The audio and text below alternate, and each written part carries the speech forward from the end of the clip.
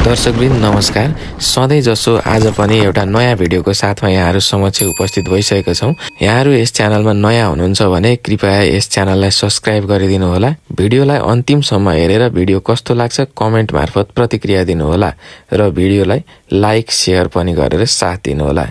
आज हामी नेपालका नेता मदन भण्डारी किन नेपाली जनताको मन मस्तिष्कमा अहिलेसम्म छाइरहेका छन् भन्ने विषयमा भिडियो लिएर उपस्थित भएका छौँ। कृपया भिडियोलाई अन्तिमसम्म सुनेर साथ दिनुहोला। जति बेला सोभियत रुसको समाजवादी सत्ता गर्ल्याम गुर्लुम ढलेर विश्वबाट कम्युनिस्ट विचार समाप्त भयो भनेर एकोहोरो धुन बजिरहेको थियो, ठीक त्यही बेला मदन भण्डारीको अगुवाईमा नेपालका कम्युनिस्टहरू मार्क्सवादको सृजनात्मक प्रयोग र विकास गर्न तल्लीन थिए। संविधानको सर्वोच्चता, विधिको शासन, बहुदलीय प्रतिस्पर्धात्मक प्रणाली, मानव अधिकारको रक्षा, बहुलवादी खुल्ला समाज, आवधिक निर्वाचन, बहुमतको सरकार, अल्पमतको विपक्ष जस्ता विशेषता समावेश गरेर तत्कालीन एमालेमा मदन भण्डारीले जनताको बहुदलीय जनवाद जबजको मार्गचित्र प्रस्तुत गर्नुभएको थियो। सुरुमा कार्यक्रमका रूपमा पार्टीले अपनाएको जबज पछि सिद्धान्तका रूपमा विकास भएको निष्कर्ष एमालेले निकालेको थियो। वास्तवमा तत्कालीन समयमा संविधानको सर्वोच्चता, बहुलवादी खुल्ला समाज र प्रतिस्पर्धामा श्रेष्ठताको अवधारणा अगाडि सारेर कम्युनिस्ट आन्दोलनको लोकतान्त्रिकरणको एजेन्डा अँगाल्नु कम जोखिमको विषय थिएन। मदन भण्डारीले दूरदृष्टिका साथ यसरी जबजको रोड म्याप बनाउँदै गर्दा एकातर्फ केही कम्युनिस्ट घटक यस बाटोलाई वर्ग समन्वयवादी विसर्जनको बाटो भनेर आलोचना गर्दै थिए भने अर्कातर्फ पुँजीवाद पन्थीहरू चाहिँ भण्डारीलाई नक्कली कुरा गरिरहेको आक्षेप लगाइरहेका थिए। कम्युनिस्टहरू लोकतन्त्रवादी हुनै सक्दैनन् भनेर उनीहरूले गोएबल्स शैलीमा डङ्का पिटिरहेका थिए। त्यस्ता कुप्रचारबाट भण्डारी विचलित र उत्तेजित नभई कम्युनिस्ट आन्दोलनलाई नयाँ सिरा र उचाइमा पुर्याउने पथमा अविचलित तवरले लाग्नुभयो। अनेकौं कोणबाट फैलाइएका दूषित अफवाहलाई चोटिलो जवाफ दिँदै आम जनतामाझ एमालेलाई लोकप्रियताको शिखरमा पुर्याउन मदनकै अगुवाई र साहसिक कदम कुशेढुङ्गा साबित भयो। ती मध्ये 2047 को संविधानमा मदनले राखेका आलोचनाका 27 बुँदा पहिलो खुड्किलो बनेर दर्ज भयो। ती 27 बुँदाको संक्षेपीकरणलाई यसरी उल्लेख गर्न सकिन्छ। सार्वभौम सत्ता जनताको हातमा रहेको स्पष्ट किटान हुनुपर्छ। एउटा व्यक्ति अर्थात् राजा राष्ट्रियता र जनएकताको प्रतीक हुन सक्दैन। ऊ संविधानको एकल संरक्षणकर्ता हुन सक्दैन।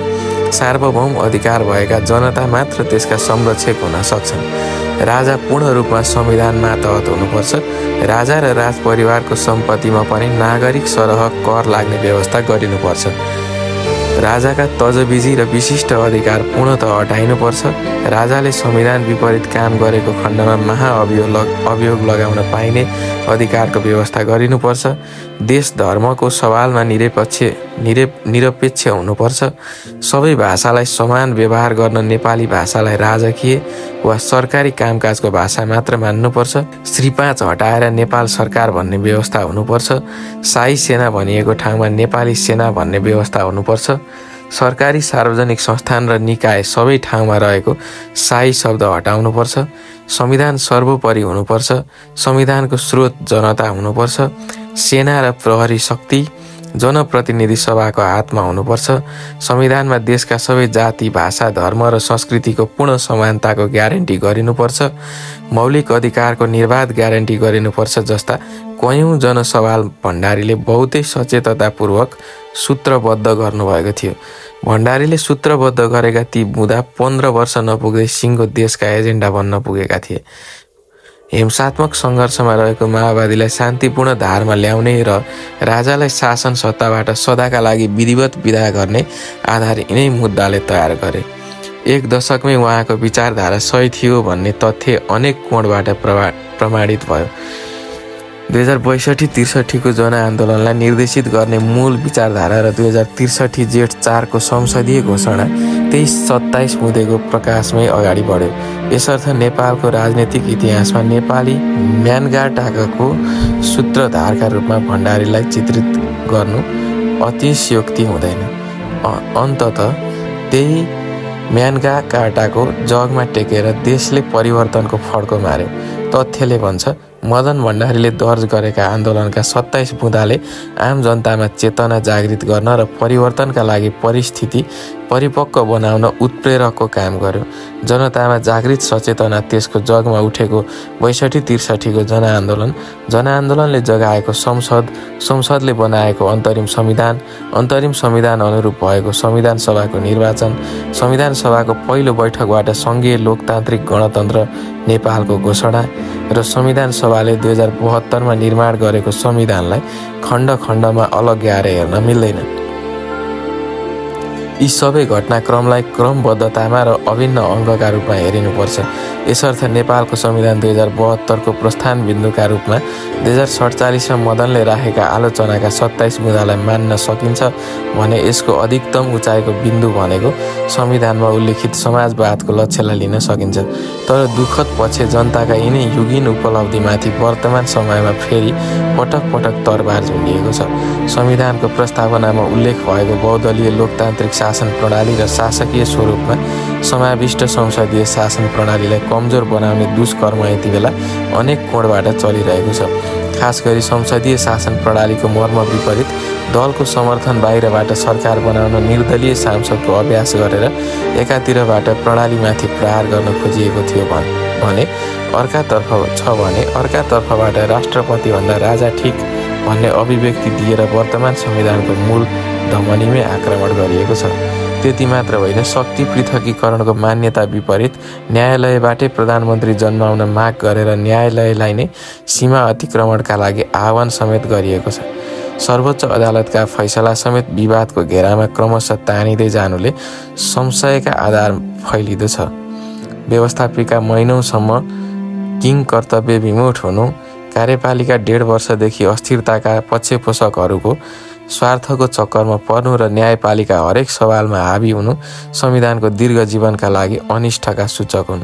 यसरी अनिष्टका सूचकहरू बढ्दै जाँदा संविधान र प्रणालीमाथि धावा बोल्ने गौडो ढुकेर बसेकाहरू नै हौसिने अवस्था सिर्जना भएको छ। यसकारण आम जनता र प्रतिगमनकारी प्रवृत्तिप्रति सचेत हुन आवश्यक छ। आजको दिनमा प्रतिगमनका वाहक ती हुन् जो संविधान र प्रणाली भत्काउन चाहन्छन्।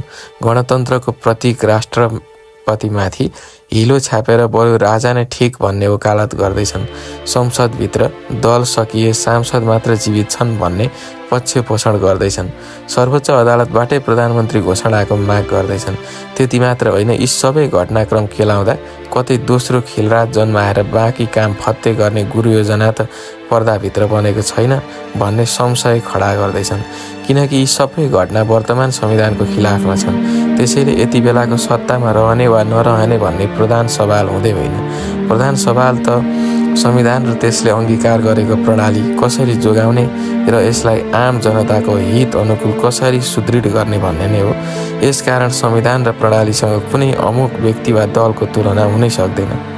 यसैगरी बहुदलीय व्यवस्था र लोकतान्त्रिक प्रणालीका मुख्य संवाहक दलहरू नै हुन्। दलभन्दा बाहिरबाट अभ्यास गरेर बहुदलीय व्यवस्था र लोकतान्त्रिक प्रणाली बलियो बन्छ भन्नु 100% उल्टो बाटो हिँड्नु हो। एउटा दलको विकल्प अर्को दल हुन सक्छ, तर दलको विकल्प गैर दल वा निर्दल हुनै सक्दैन। बहुदलीय व्यवस्था र लोकतान्त्रिक प्रणालीमा दलको विकल्प खोज्नु भयानक दुर्घटना निम्त्याउनु हो। हाम्रा दल र नेताहरू कतै यस्तै भयानक दुर्घटनाका कारण त बन्दै छैनन्। यति बेलाको पेचिलो प्रश्न यही नै हो। नेताहरूको नेतृत्व क्षमतामाथि गम्भीर प्रश्न खडा भएको यस सङ्गीन घडीमा यस्ता कठिन मोडहरूमा स्पष्ट दिशानिर्देश गर्न सक्ने मदन भण्डारीको अभाव यसकारण पल पलमा खड्किरहेको छ।